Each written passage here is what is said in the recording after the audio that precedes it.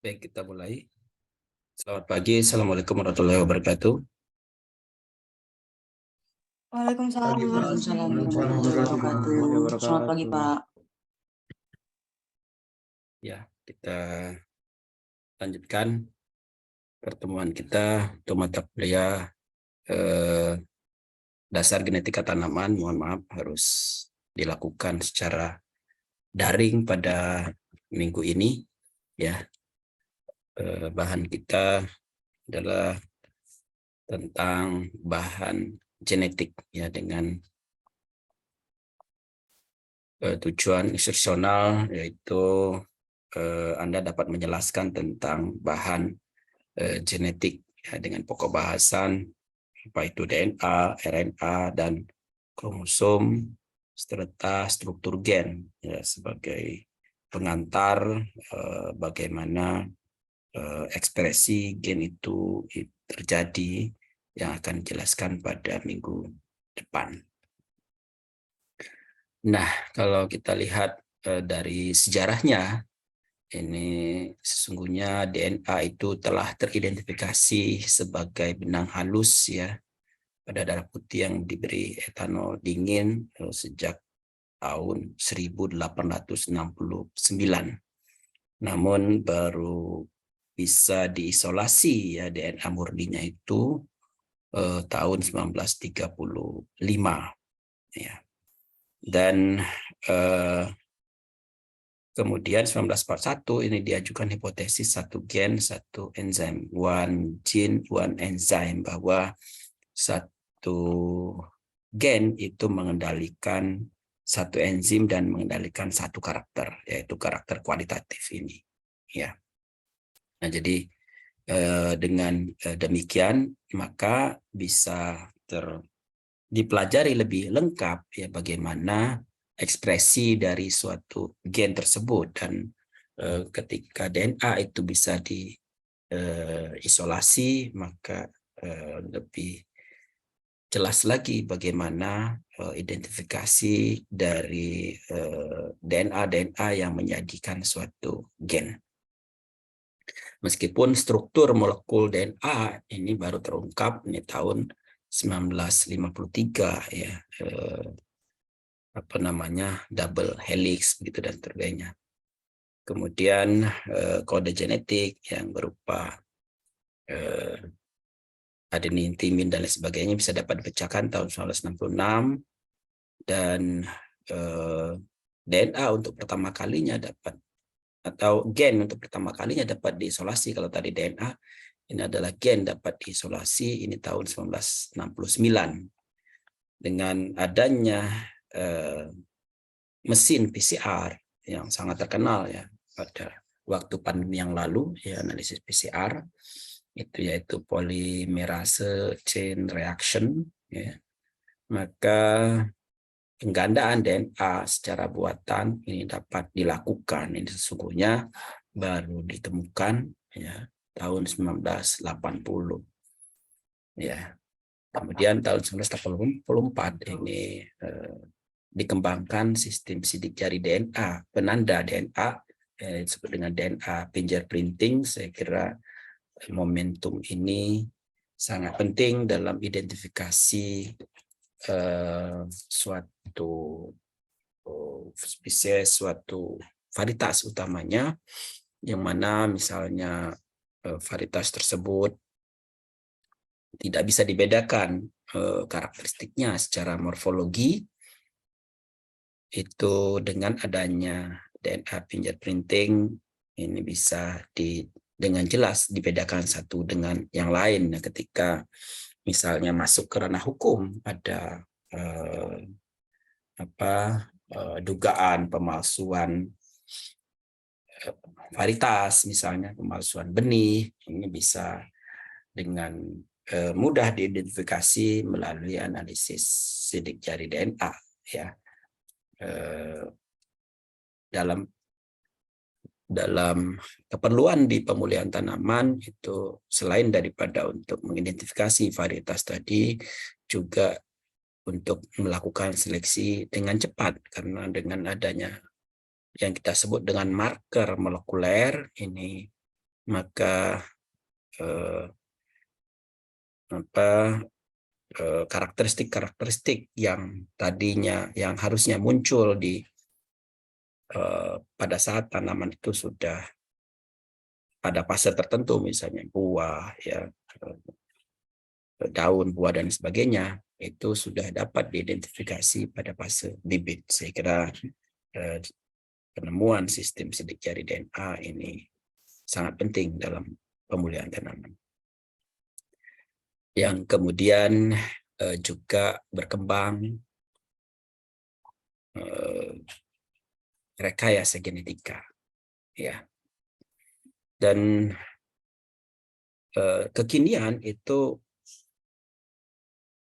bisa dilakukan editing yang pada DNA yang disebut dengan genome editing, ya, dengan adanya ditemukan edit DNA Cas9 ini yang sangat terkenal, ya. Sehingga eranya sekarang itu adalah era genome editing. Ya. Nah, lalu apa itu sebetulnya DNA? Nanti kita akan lihat seperti yang saya sampaikan pada saat pendahuluan, gen itu tersusun atas DNA. Ya. Namun DNA ini belum tentu berupa gen. Ya. Jadi susunan-susunan DNA tersebut belum tentu gen, ya, karena susunan-susunan DNA ini harus spesifik sehingga dia bisa digolongkan atau dikategorikan sebagai gen. Nah, bahan penyusun DNA sendiri adalah deoksiribonukleik asid ini yang terdiri dari 3 komponen, ya, merupakan bahan dasar genetiknya, basa, gula, dan fosfat. Ya, jadi DNA itu tersusun dari basa, gula, dan fosfat. Apa itu basa? Basa ini merupakan bahan dasar penjanji genetik, ya, yang kemudian dikelompokkan menjadi 4 jenis, yaitu adenin, guanin, timin, dan sitosin. Ya, saya kira Anda sudah paham tentang hal ini, di mana kalau pada RNA ini timin diganti dengan urasil. Ya. Jadi ada 4 jenis basa, yaitu adenin, guanin, timin, dan sitosin. Lalu kemudian berikutnya adalah gula. Jadi kalau itu pertama adalah basa saya kira sangat penting, nanti kita akan diskusikan lebih lanjut. Nah, gula ini jenis gula yang menyusun DNA itu adalah gula dengan 5C. Ya, di mana 4C itu menyusun cincin dan C kelima menempel pada C nomor 4. Ya. Oleh karena C nomor 2 itu kehilangan O, maka gula tersebut dinamakan deoksiribosa. Ya. Jadi ada 5C, di mana 4C menyusun cincin, nanti kita akan lihat bentuknya. C kelima menempel pada C nomor 4, dan C kedua kehilangan O, maka gula ini disebut dengan deoksiribosa. Nah, basa yang tadi saya sebutkan di pertama ini berikatan dengan deoksiribosa pada C nomor 1. Ya. Jadi C nomor 1 itu nanti berikatan dengan basa, kemudian nanti kita lihat gabungan dengan basa dengan deoksiribosa ini kemudian disebut dengan nukleosida. Nukleosida itu adalah gabungan basa, apakah itu adenin, timin, sitosin, dan guanin, yaitu dengan deoksiribos ini, dengan gula, ini disebut dengan nukleosida. Nah, kemudian yang berikutnya adalah fosfat. Ini senyawa fosfat ini berguna untuk mengikat gula dengan gula.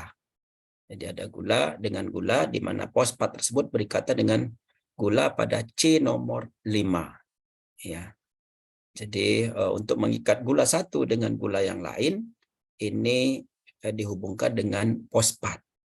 Ya.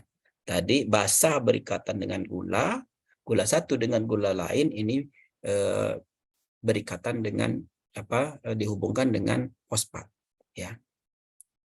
Yang kemudian fosfat ini berikatan dengan gula pada C nomor 5.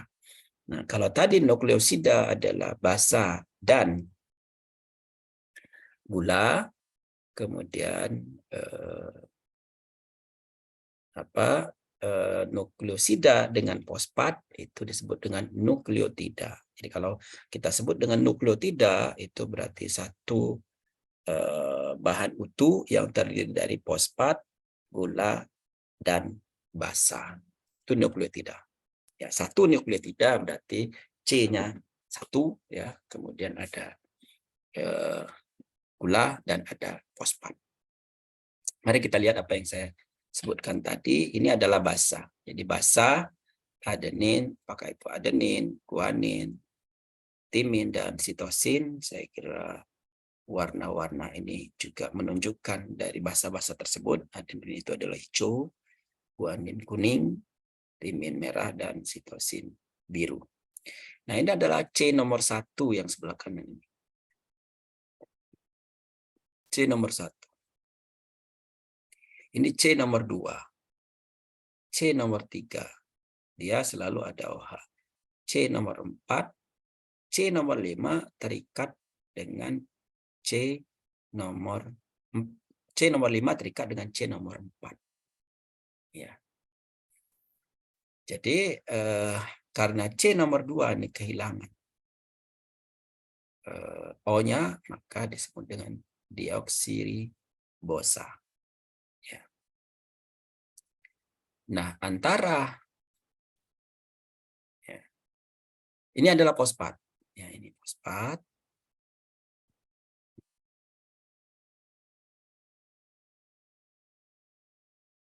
Nah, jadi C nomor 1 ini terikat dengan basa. Apakah itu adenin, guanin, timin, maupun sitosin. Nah, jadi basa 1 ini misalnya adenin saja dengan gula, ini disebut dengan nukleosida. Ya. Nah, kemudian C nomor 5 berikatan dengan fosfat. Ya. Jadi ini berikatan dengan fosfat. Maka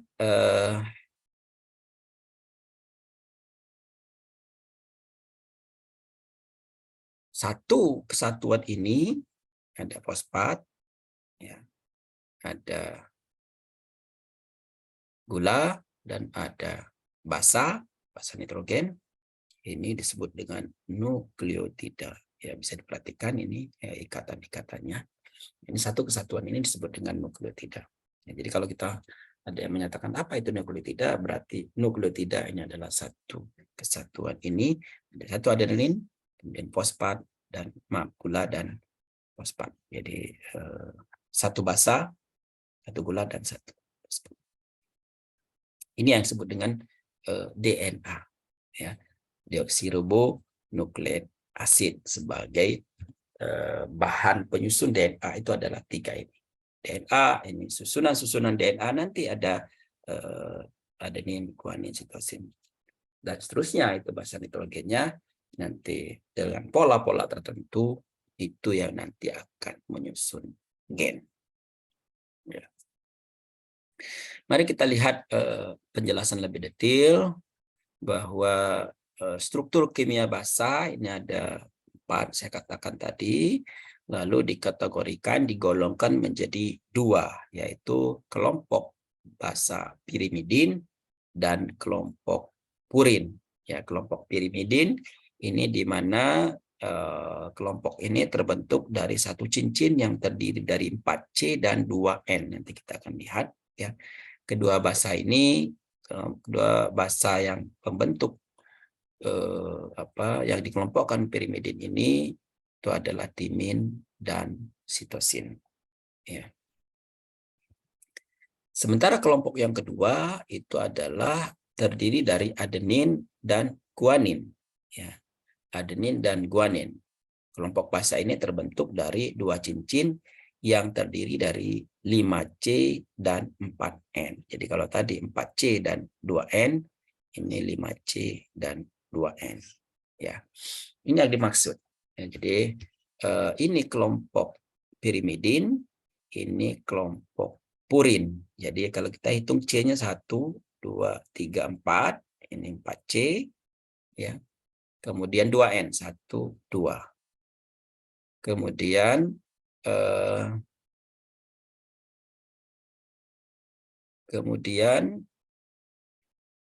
purin itu 5N, 1, jadi kedua dua ini, dua kelompok, 5N, 1, 2, 3, 4, 5, dan 5C, 5C bukan 5N, 5C dan 4N.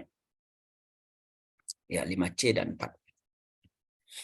Nah, jadi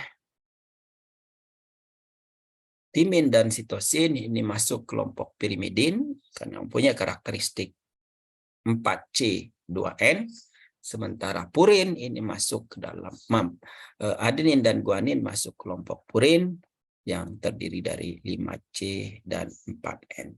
Nah, kedua kelompok ini, kelompok purin dan pirimidin, ini berikatan dengan disebut dengan ikatan hidrogen. Ikatan hidrogen.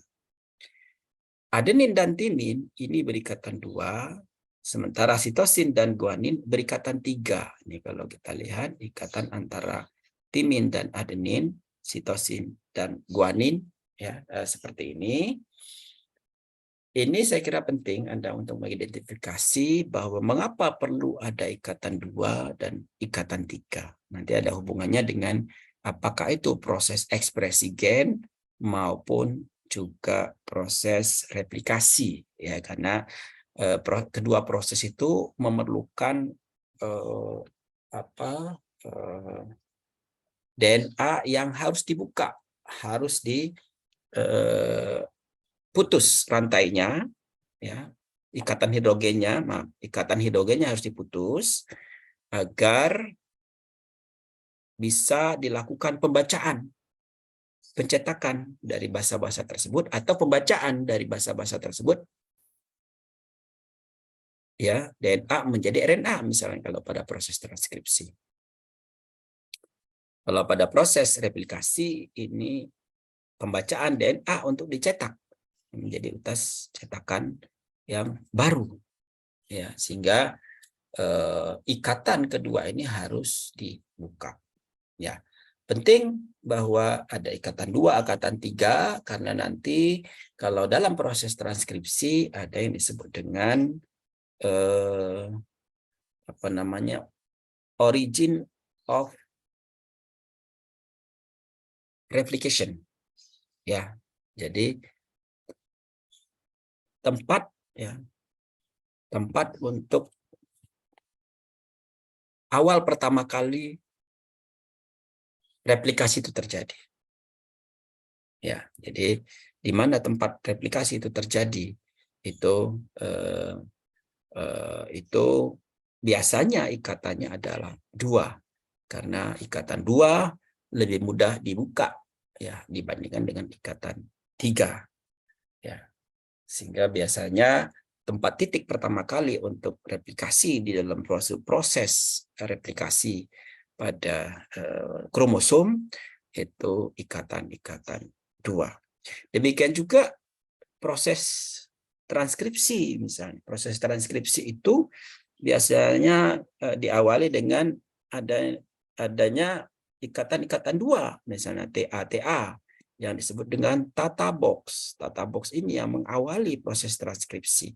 Karena dengan adanya tata box, maka lebih mudah dibuka, ya, TA itu misalnya dibandingkan dengan ikatan 3. Jadi sekali lagi perlu untuk kita mempelajari mengapa ada ikatan 2 dan ikatan 3 dalam sistem ikatan hidrogen pada basa-basa nitrogen ini.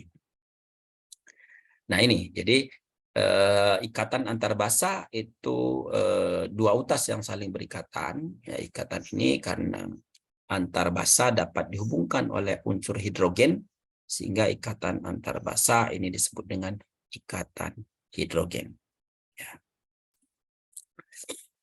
Nah, ini penjelasan lebih detail tadi yang saya sampaikan, bahwa yang berikatan dua itu adalah antara adenin dan timin, timin dari pirimidin, adenin dari purin, sedangkan yang berikatan tiga itu adalah sitosin dengan guanin, sitosin dari pirimidin, guanin dari purin. Nah, pola ikatan hidrogen seperti ini yang menyebabkan komplementasi, yaitu antara T dengan A, C dengan G, yang penting bagi proses replikasi dan ekspresi gen seperti yang saya sampaikan tadi. Demikian juga jumlah basa pirimidin akan sama dengan jumlah basa purin. Ya, jadi jumlah basa pirimidin sama dengan jumlah basa purin, tetapi yang ikatan dua tidak selalu sama dengan jumlah basa yang berikatan tiga. Ya, jadi jumlah basa yang berikatan dua tidak selalu sama dengan jumlah basa yang berikatan tiga. Nah, lalu kemudian penyusun basa. Ya, jadi kalau kita sudah tadi penyusun DNA, sekarang penyusun basa. Jadi utas pada DNA dan RNA ini terbentuk dari ikatan antar deoksiribose dengan deoksiribose, bukan antara ikatan antar basa dalam satu utas. Jadi antara deoksiribose dengan deoksiribose. Ya. Nah, ikatan tersebut terjadi ketika senyawa fosfat ini pada C nomor 5 pada suatu deoksiribose berikatan dengan C nomor 3 pada deoksiribose yang lain. Ya. Jadi dia selalu begitu, C nomor 5 dengan C nomor 3 ya, pada 1C nomor 5 ya, fosfatnya 1C nomor 3.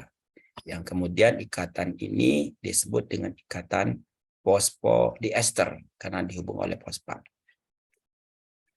Nah, kemudian ikatan ini yang menyebabkan utas terbentuk dan basa dapat menempel berurutan secara sekuensial seperti yang kita lihat tadi, sehingga ikatan antar deoksiribose disebut dengan tulang belakang atau backbone DNA. Ya, jadi ikatan antar deoksiribose tadi disebut dengan backbone DNA. Nah, ini tadi ya.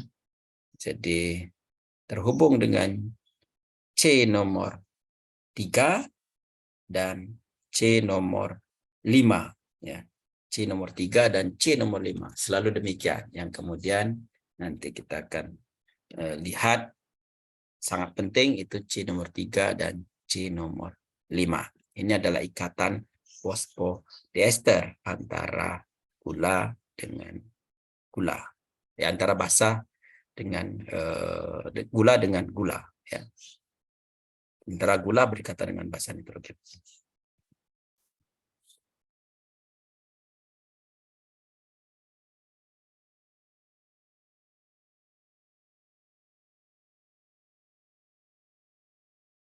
Lalu kemudian Eurin Chargap ini mengajukan hasil penelitian bahwa utas ganda DNA terdiri dari 50% purin Ag dan 50% pirimidin TC yang saya katakan tadi, ya, dia akan jumlahnya sama antara purin dan pirimidin. Jumlah A sama dengan jumlah T.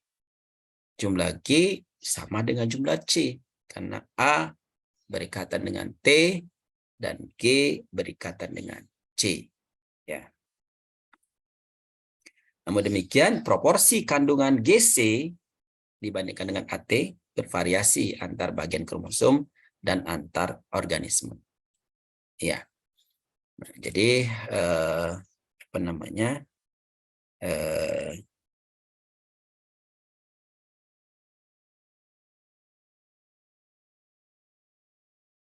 Kemudian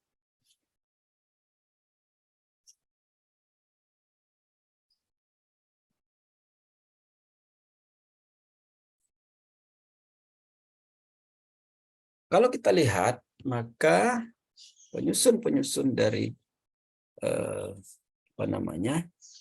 basa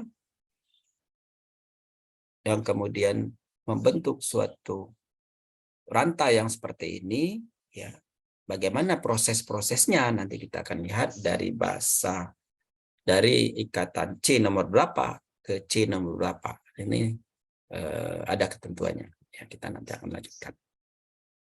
Nah, jadi oleh karena P pada C nomor 5 berikatan pada P pada C nomor 3, ini tadi ya, P nomor 5 dengan P pada C nomor 5, P pada C nomor 5 dengan P pada C nomor 3, ya, katanya bentuknya seperti itu, maka pergerakan pembentukan utas akan berupa gerakan dari C nomor 5 ke C nomor 3.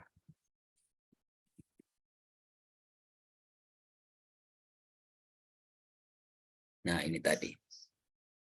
C nomor 5 ke C nomor 3. Ya.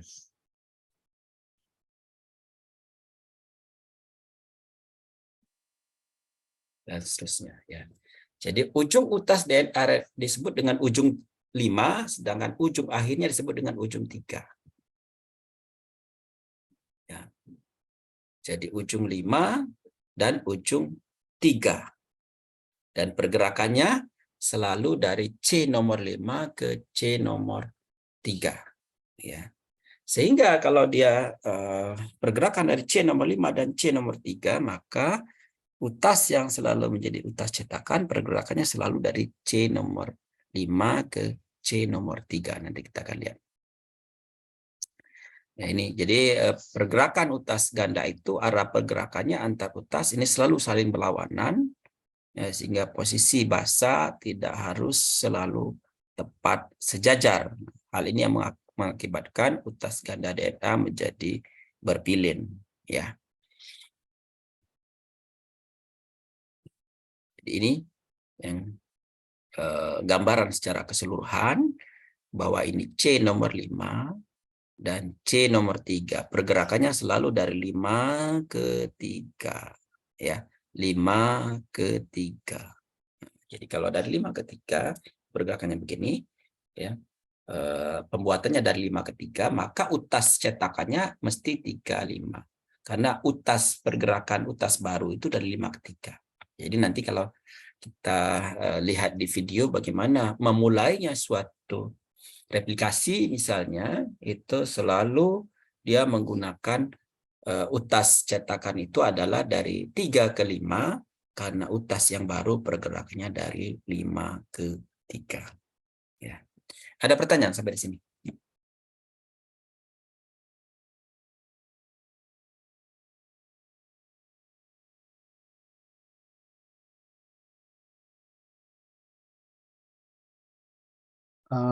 Izin Prof, Ya, apakah suara saya terdengar? silakan. Soal. Mohon izin, siap, mohon izin bertanya Prof. Untuk kan di apa itu namanya di deoksiribosa itu kan ada yang posisi 1, 2, 3, 4, dan 5 itu Prof. Itu kok ya itu ada seperti yang nomor 1 itu kok di cabang bawahnya kok ada H itu, apakah semuanya juga ada H gitu Prof? Ada hidrogennya di 1 gitu, yang posisi 1, dan di semuanya itu apakah juga ada hidrogennya seperti itu Prof? Mungkin itu dulu Prof, pertanyaan saya. Terima kasih. Ya, bagus ya pertanyaannya. Ya, jadi apakah semua titik-titik ini ada hidrogennya semua? Ya, karena dengan demikian maka karena hidrogen dengan hidrogen maka disebut dengan ikatan hidrogen jadinya yang 3-3 ini kan gitu. Jadi karena titik hidrogen dengan titik hidrogen. Nah, utas nomor 2 tadi ada hidrogennya tidak? Ya.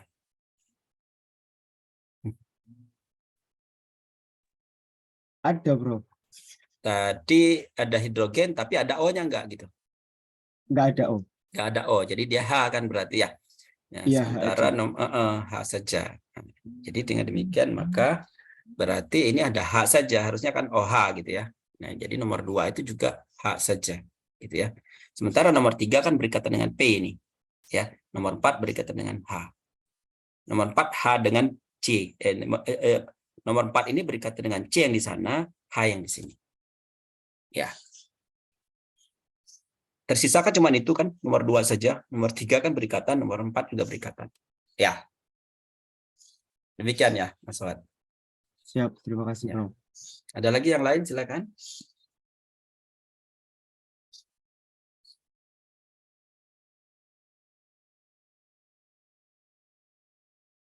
Kalau tidak, saya lanjutkan.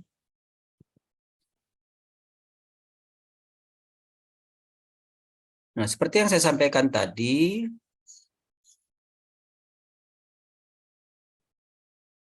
bahwa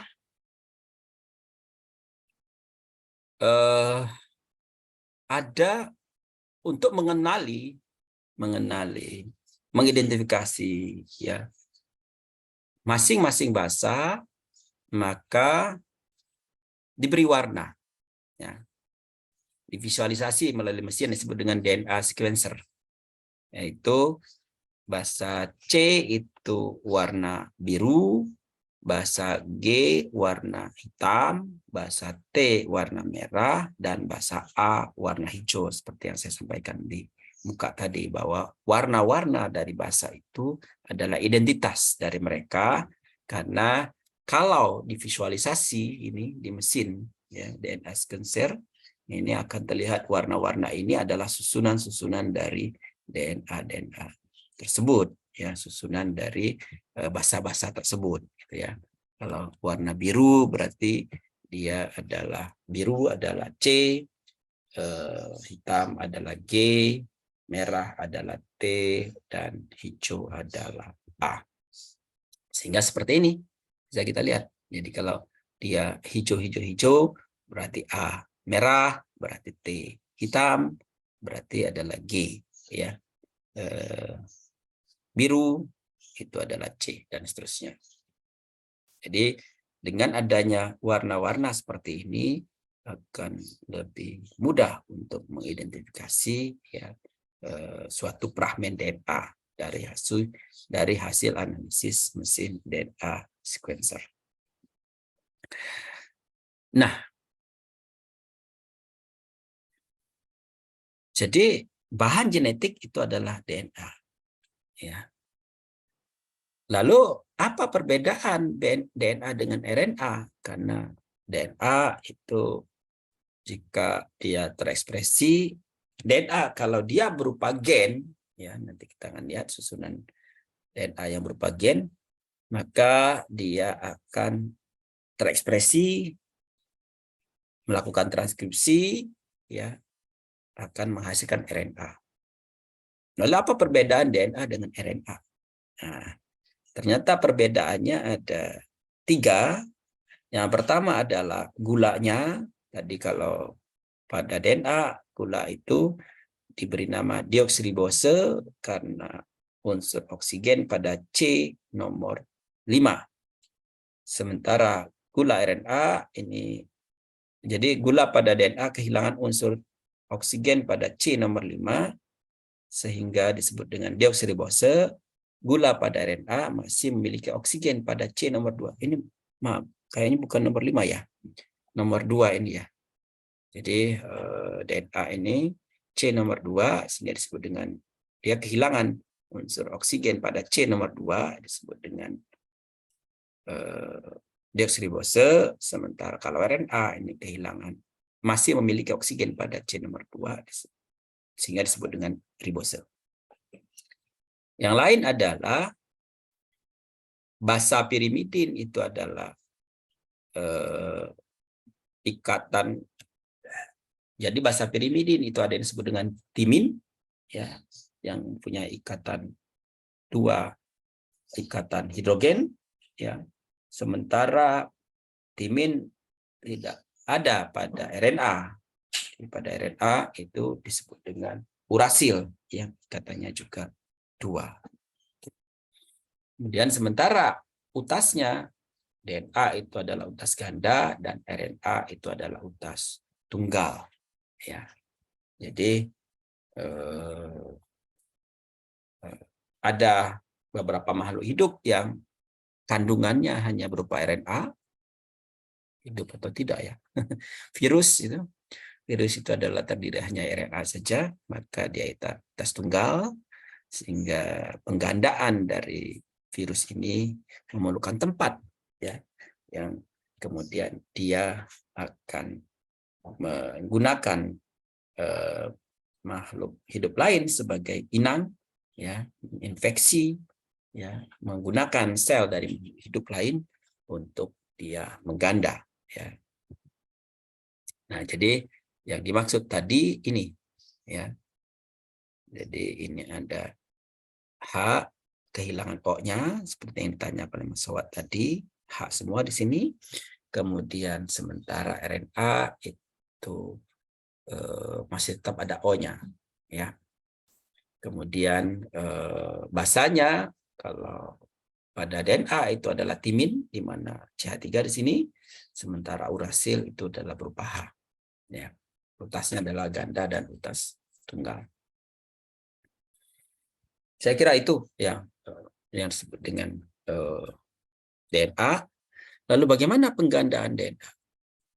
Nah, penggandaan DNA ini dilakukan secara semi konservatif, yaitu pada setiap fragmen DNA yang baru ini terbentuk, setiap fragmen dari DNA yang baru terbentuk masih terdapat satu utas dari fragmen yang sebelumnya. Jadi ada utas baru, ada utas cetakan, ya. Jadi proses ini dimungkinkan karena adanya sistem komplementasi antara bahasa T dengan bahasa A dan bahasa G dengan bahasa C tadi, ya. Ini yang saya maksudkan. Jadi kalau misalnya yang merah itu adalah utas yang baru, maka yang hitam ini adalah utas yang lama. Maka yang hitam itu adalah utas cetakan, yang merah itu adalah utas yang baru dicetak. Seperti yang saya sampaikan tadi, ketika terjadi replikasi, maka DNA itu harus dibuka, ya, untuk nanti dia digunakan sebagai cetakan, ya, sebagai cetakan, ya. Tadi yang saya katakan bahwa bagian yang gampang dibuka itu adalah TA-TA, itu yang biasanya adalah origin of replication, ya, tempat pertama kali titik untuk melakukan aplikasi. Nah, lalu bagaimana langkah penggandaan DNA? Ya, yang pertama itu adalah pemecahan, ya, cleavage, utas ganda pada suatu tempat, ya, cleavage site, yang memisahkan dua utas sehingga dapat dilakukan penggandaan DNA. Ini yang saya katakan origin of replication tadi.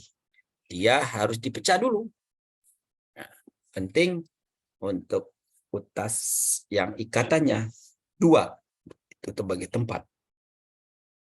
Setelah dibuka, berikutnya adalah penggandaan utas melalui proses komplementasi, ya.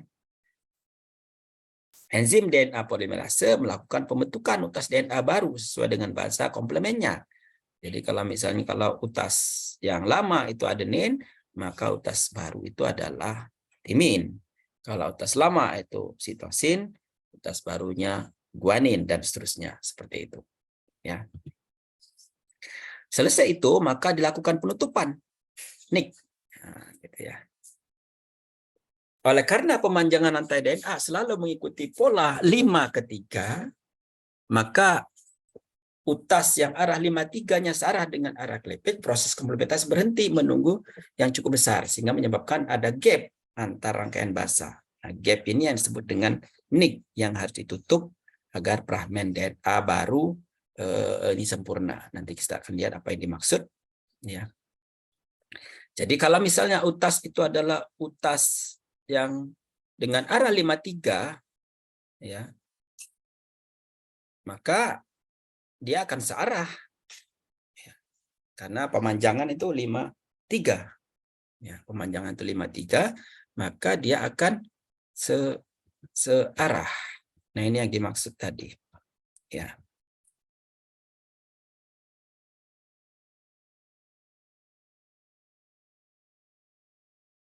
Jadi setelah dibuka, ya, setelah dibuka ini, maka bagi yang utas 35, kemudian pemanjangan 53, dia akan searah begini.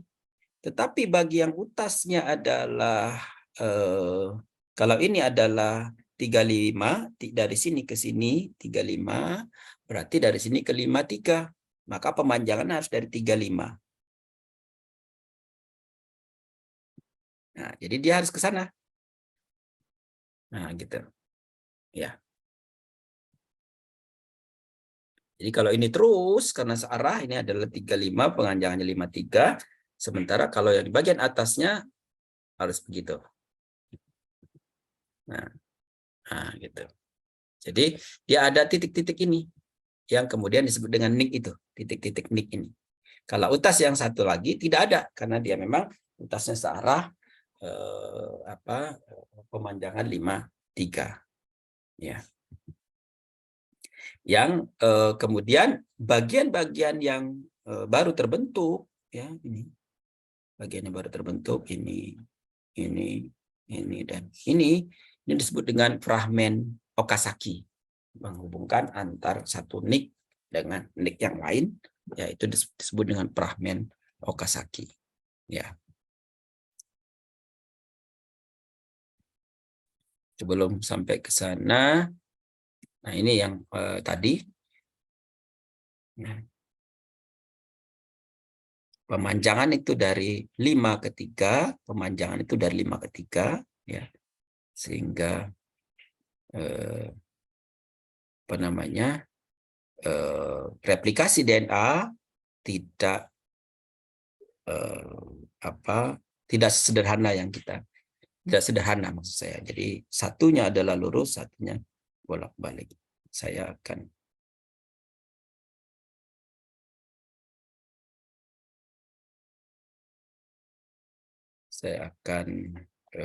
perlihatkan videonya barangkali, ya.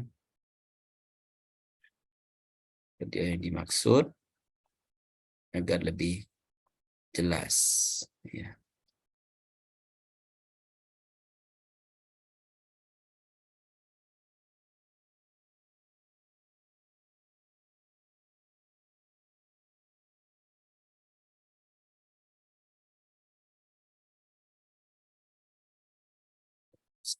Cari dulu videonya.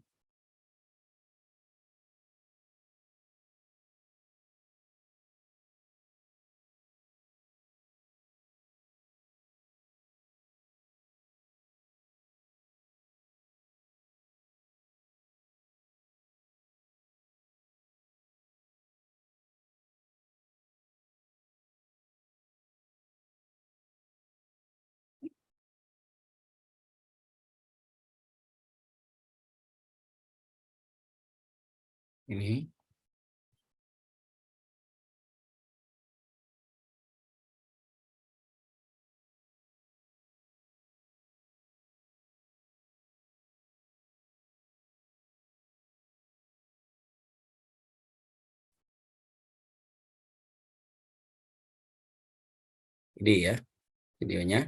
Yang saya maksud tadi bahwa kalau dia utas cetakannya adalah utas 35, maka dia dengan mengikuti utas pemanjangan 53 ini dia lurus saja replikasinya. Sementara yang di bawahnya karena utasnya adalah utas 53, utas cetakannya, maka dia harus mengikuti proses dari 3 ke 5 atau pemanjangan 53. Jadi seperti ini. Bisa dilihat ya videonya. Bisa, Pak.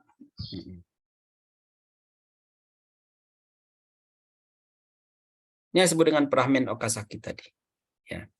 Jadi kalau ini adalah nick, Ini Nick ini adalah start pertama kali dia kemudian melakukan replikasi. Jadi mesin replikasinya akan seperti ini. Dia ke sana, ya, dan kemudian di bawahnya.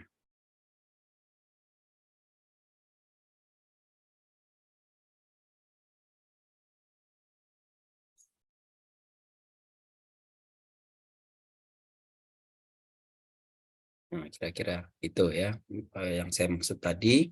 Kemudian ini mumpung sedang ini video, nanti kita lihat bagaimana prosesnya tadi. Kenapa dia harus 53? Nah, ini. Jadi ini 35 utas yang baru itu. Saya ulang. Ini, ya. Kemanjangan itu dari 5 ke 3.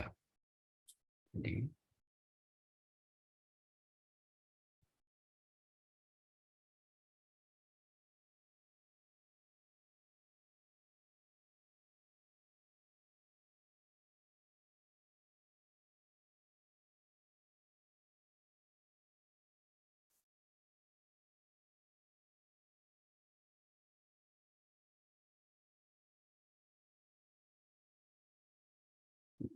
terus saja begitu ya. Kemudian ini yang saya maksudkan dengan origin of replication yang berikut ini. Ya, pada suatu utas kromosom, satu kromosom begini, ya, mungkin saja tidak satu titik origin of replication-nya yang ada ikatan 2 misalnya tadi. Ini ada 3, ada 2, 3 ya ini. Nah, sehingga dia melakukan replikasi ya seperti ini. Ada leading dan lagging tadi, strand seperti yang saya sampaikan tadi. Ya.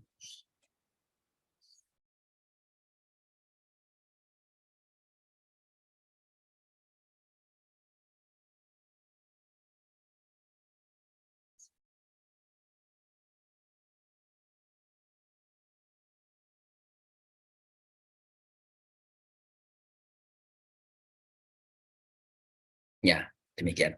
Ada pertanyaan sebelum saya lanjutkan?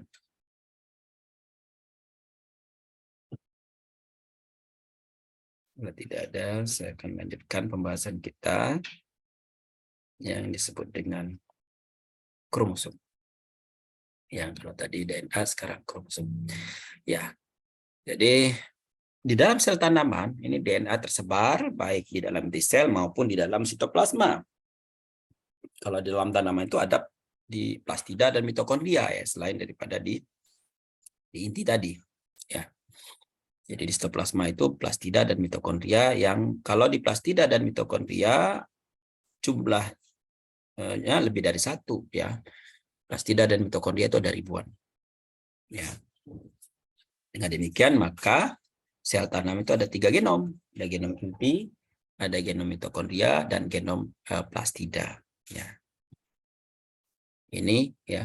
Jadi ini genom inti, genom mitokondria dan genom plastida. Genom inti ini bentuknya adalah lurus panjang, sementara mitokondria dan plastida itu sirkular ya. Jadi genomnya sirkular, yang melingkar. Nah, nanti pada saat pertemuan pertama saya sudah sampaikan barangkali ya bahwa nanti ada persilangan antara ibu dan bapak ya kalau kita belajar genetik Mendelian, nanti kita akan bahas. Maka satu dari ibu dan satu dari bapak. Nah, ibu itu memberikan inti dan sitoplasma, bapak hanya memberi inti saja. Ya, dengan demikian berarti secara genetik sumbangan ibu lebih banyak dibandingkan dengan bapak, karena ibu menyumbang gen di inti, ya separuh dari gen di inti adalah dari ibu, dan juga menyumbang sitoplasma total Jadi kalau pada tanaman ada mitokondria dan kloroplas, berarti mitokondria dan kloroplas ini berasal dari ibu. Kalau pada manusia hanya ada mitokondria saja, berarti mitokondria itu adalah dari ibu. Ya. Jika demikian, kalau ada perbedaan mitokondria dan kloroplas, maka hasilnya pun akan berbeda. Ya, kalau tadi sitoplasmanya merah, sekarang adalah sitoplasmanya biru. Ya, maka turunannya bisa jadi berbeda. Nah, dari utas ganda DNA yang memiliki ketebalan 2 nanometer, ini mengalami beberapa proses sebelum membentuk kromosom dengan ketebalan 700 nanometer. Dari yang panjangnya 2 meter, kemudian akan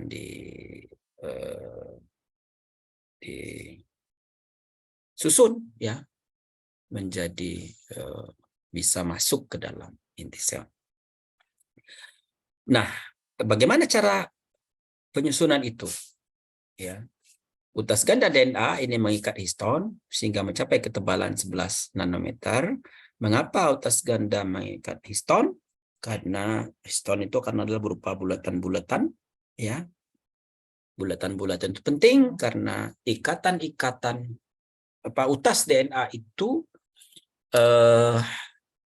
dalam proses replikasi dan proses transkripsi harus bisa diakses oleh enzim untuk replikasi, untuk penggandaan kromosom maupun juga untuk transkripsi. Sehingga utas ganda DNA itu menggulung sedemikian rupa tetapi masih bisa diakses. DNA yang sudah mengikat histon ini bergabung hingga 2 lapis hingga mencapai ketebalan 30 nanometer.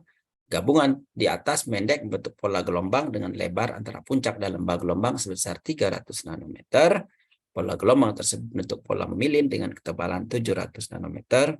Pola pilihan tersebut akhirnya yang nampak sebagai massa kromosom. Nah, jadi dia memanfaatkan lengkungan dan pilinan ya dari yang seperti ini sampai yang seperti ini.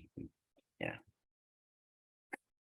Kita akan lihat bagaimana videonya seperti yang pernah saya sampaikan di pertemuan di awal, di pertemuan pertama. Ini ya, jadi DNA manusia itu 2 meter, bagaimana dia menyusun ya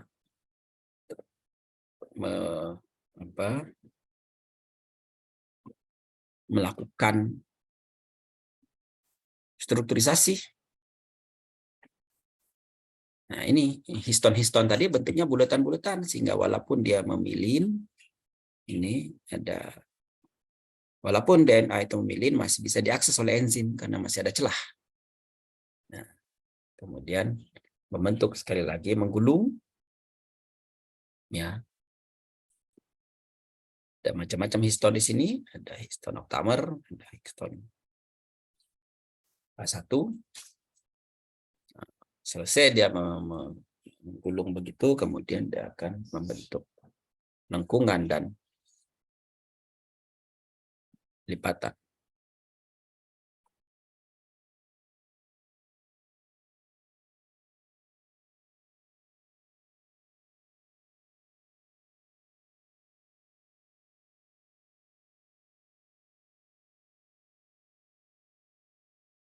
Ini ya. Kemudian akan berpilin lagi.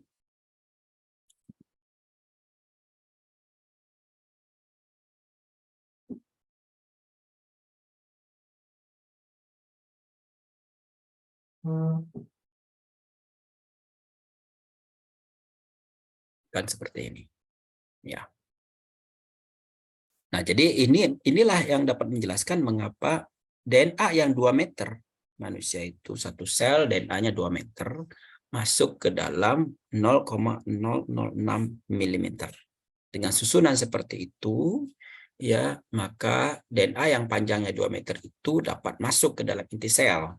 Dan tidak hanya itu, selain daripada bisa masuk, dia juga bisa diakses oleh sistem atau enzim. Ya.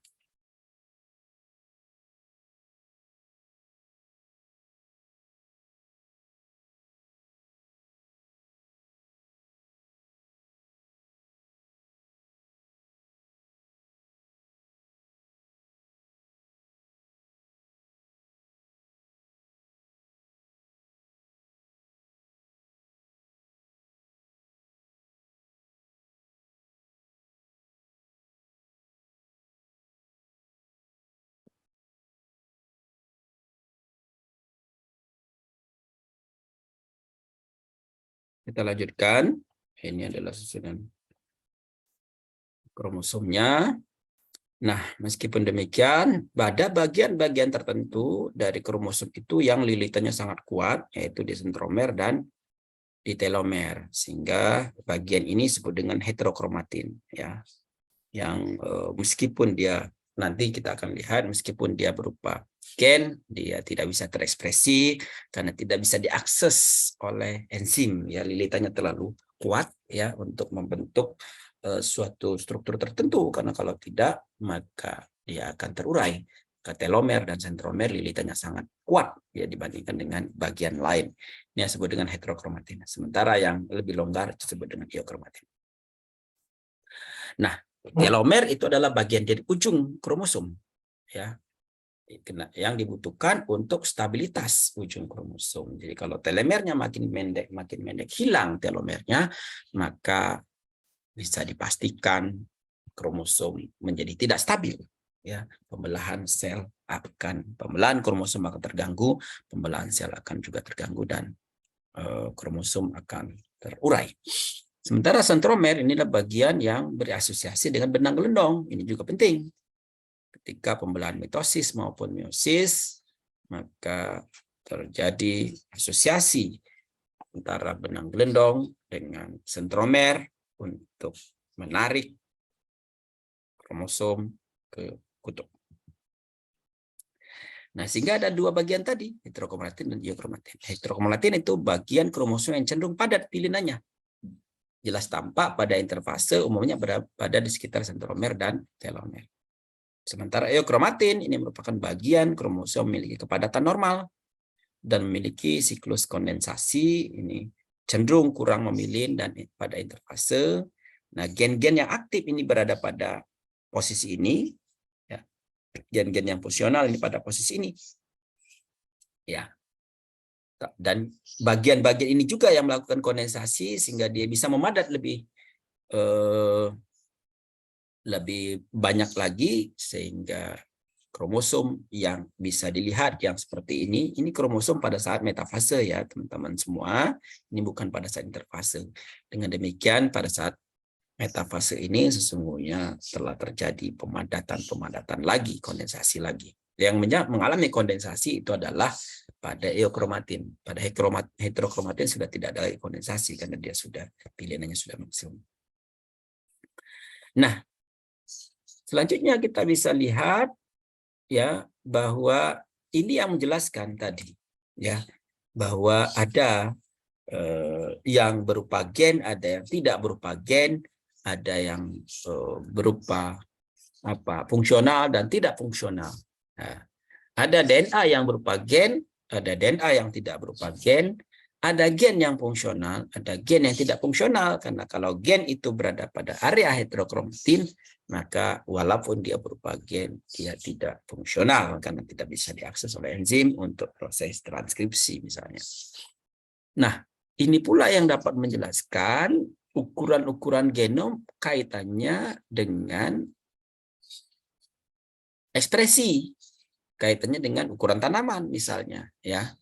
Ada yang genom size-nya besar sekali, Avena sativa misalnya, ini 11.000, Triticum aestivum ini gandum 15.000, tapi kalau kita lihat ukuran tanamannya sangat kecil, pendek dibandingkan dengan pisang, dibandingkan dengan apalagi jagung, saya kira lebih tinggi juga, dibandingkan dengan jeruk, dibandingkan dengan apel, ya, tembakau dan lain sebagainya, ya. Jadi genome size ini tidak selalu berhubungan dengan ukuran dari tanaman. Ya, tanaman yang besar belum tentu genome size-nya, ukuran genomnya besar. Genome size-nya megabasper ya, 11.000 megabasper dikalikan 1.000 berarti 11 juta. Ya. Ada pertanyaan? 11 juta pasang basah.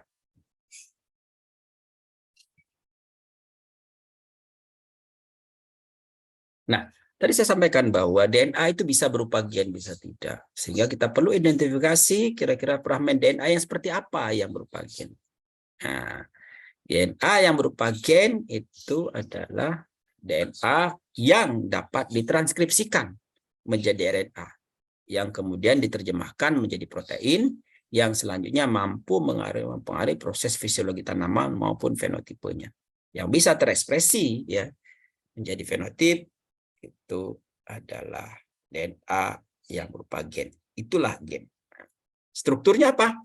Struktur gen itu kalau dia ada regulator, ada promotor, ada transkrip region, ya bagian yang ditranskripsikan, dan terminator. Jadi ada 4, regulator, promotor, transkrip region, terminator. Panjangnya tergantung dari transkrip regionnya. Ya. Panjang DNA-nya. Ya.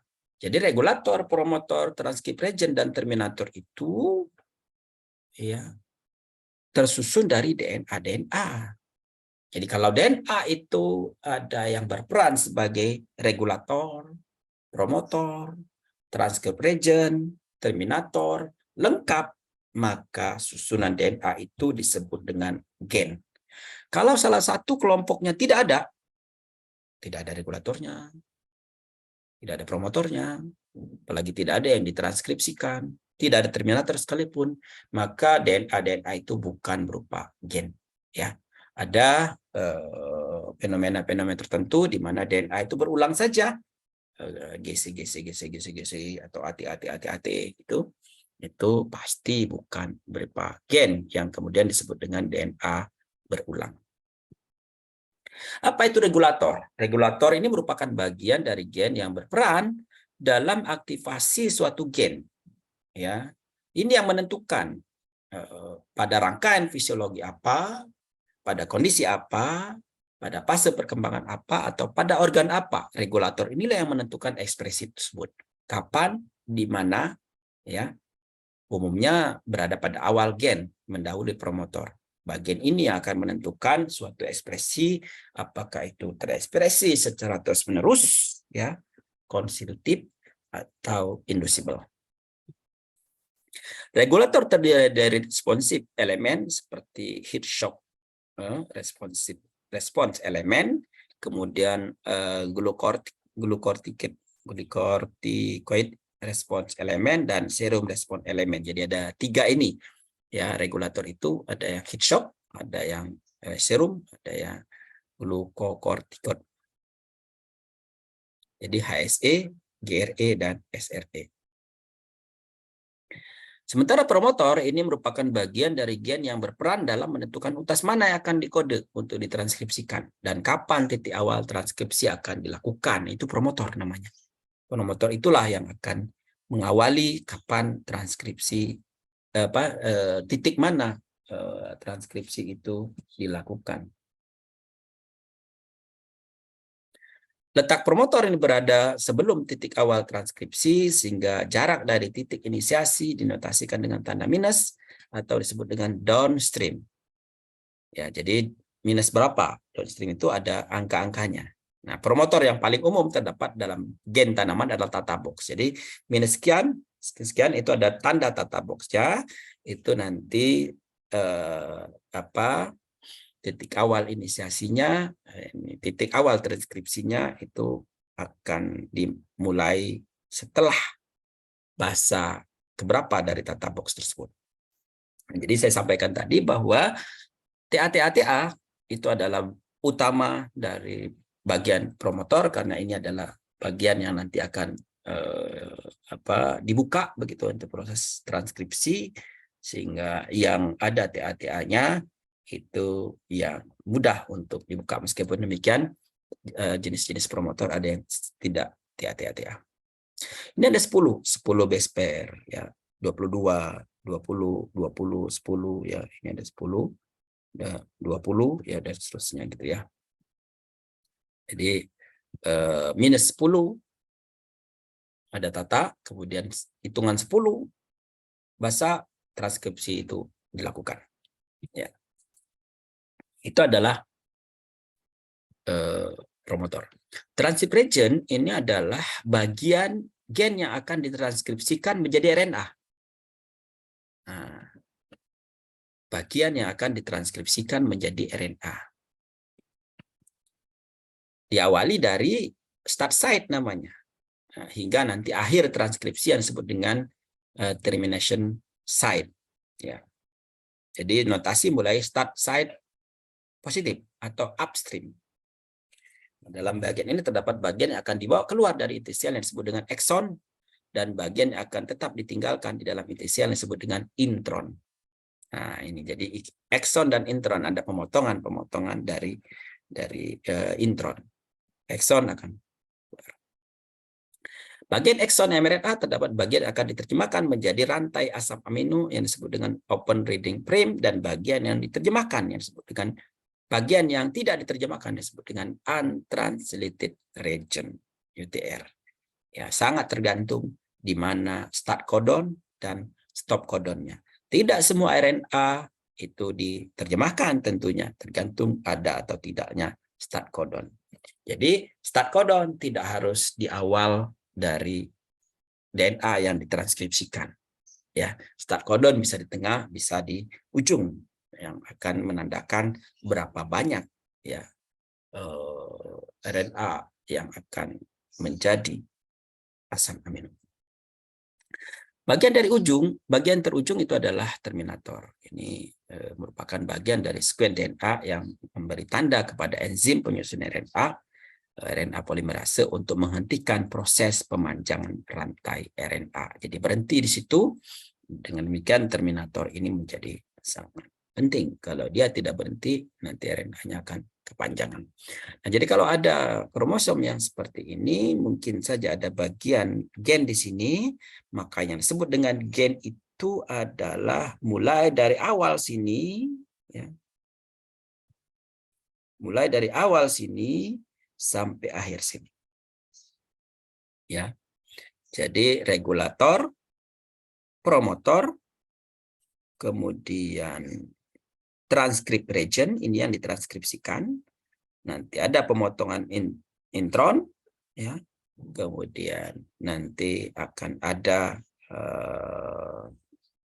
RNA, HRRNA dan seterusnya, yang kemudian itu yang nanti menjadi asam amino yang nanti akan kita bahas bagaimana proses itu terjadi pada minggu depan.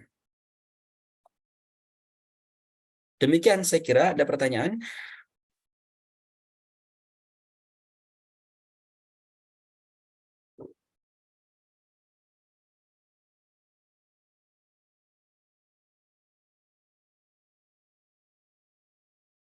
Mohon izin Prof. Ya, Mohon silakan. izin bertanya. Nah, terima kasih atas waktunya. Mungkin kalau sebagian gen kan tersusun dari DNA ya Prof, dan DNA kan belum tentu gen. Nah, ada nggak sih Prof kalau semisal dalam untaian gen itu terus kan tersusun DNA, itu kan ketika apa ya, penyandian atau apa gitu tidak ada yang namanya mulai ditranskripsi, jadi kayak lokasi yang untuk penerjemahan itu ada nggak sih Prof biasanya, dan memerlukan biasanya panjang seperti itu tuh idealnya berapa mungkin biar ditemukan, biar diterjemahkan gitu Prof. Oke, ya, baik. Sobat, terima kasih atas pertanyaannya. Minggu depan kita akan lebih detail bagaimana transkripsi itu terjadi, ya. Jadi transkripsi dan translasi itu terjadi. Jadi ringkasnya begini. Ada misalnya ada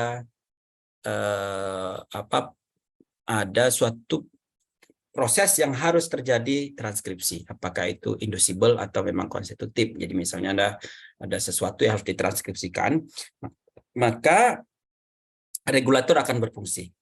Regulator nanti akan menginstruksikan promotor. Promotor nanti akan mulai menghitung kira-kira start transkripsi yang mulai dari mana. Setelah start mulai transkripsi dari mana, bagian itu mulai ditranskripsikan terus sampai kepada terminator. Akan disalin kode-kodenya menjadi RNA. Ya, bagian itu yang nanti menjadi RNA. Ya, kemudian ada proses lainnya. Proses itu kan menjadi RNA murni karena ada yang dipotong-potong ekson intronnya harus dipotong. Nah, setelah itu proses berikutnya ada translasi. Nah, translasi nanti akan mencari start codon dari RNA yang ada. Bisa saja RNA yang dihasilkan tadi tidak ada start codonnya. Maka RNA itu tidak ada fungsinya sama sekali. Nah, kalau tidak ada fungsinya, kalau gen itu tidak sampai kepada asam amino, maka berarti dia bukan gen. Tetap saja harus ada yang bagian yang bagian yang akan menjadi RNA dan bagian menjadi asam amino. Ya, jadi tidak selesai, tidak tuntas, dia hanya menjadi RNA saja. Tidak bisa menjadi asam amino karena tidak ada start codon. Nanti minggu depan kita akan bahas apa itu start codon. Jadi ada kemungkinan saja itu. Nah, berapa panjang tergantung penyusunnya. Seberapa panjang gen itu tergantung dari bagian yang transkripsikan. Bagian yang transkripsikan tergantung juga dari bagian yang translasikan yang menjadi asam amino. Asam amino nanti tergantung dari asam aminonya, asam amino bentuk apa. Asam amino bentuk apa kan ada tiga rantai asam amino, kan ada rantai-rantai asam amino dan terdiri dari terdiri dari kodon-kodon. Ya, kodon terdiri dari 3 basa. Nah, jadi tergantung dari itu.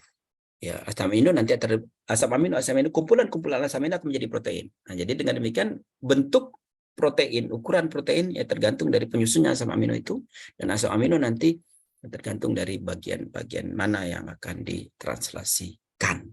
Sehingga panjang dari DNA sangat tergantung dari itu, dari bagian-bagian yang akan ditranskripsikan dan bagian yang ditranslasikan. Apakah akan sama bagian transkripsikan dengan translasikan? Bisa saja tidak sama. Karena translasi itu akan dimulai dari start codon, transkripsi dimulai dari promotor tadi, data box. Ya, demikian ya Mas Awad. Kalau ingin digali lagi silakan. Siap. Mungkin sementara aman. Gitu. Oke, sip. Ada lagi yang lain?